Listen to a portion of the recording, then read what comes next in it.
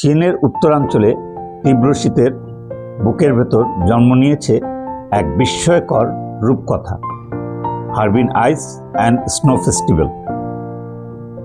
এখানে বরফ শুধু বরফ নয়, বরফ হয়ে ওঠে প্রাসাদ, মন্দির, মিনার আর স্বপ্নের শহর। হাজার হাজার শিল্পীর হাতে তৈরি এই বরফের ভাস্কর্যগুলো রঙিন আলোয় ঝলমল করে, যেন শীতের অন্ধকারে জ্বলে ওঠা এক আলোর রাজ্য।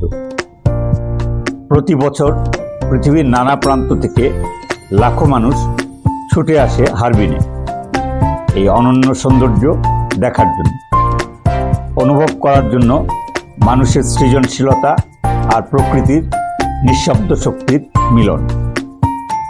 হারবিন আইস ফেস্টিভ্যাল আমাদের মনে করিয়ে দেয়, কঠিন ঠান্ডার মধ্যেও সৃষ্টি হতে পারে সৌন্দর্য, আর বরফের ভেতরেও লুকিয়ে থাকতে পারে জীবনের উষ্ণ আলো।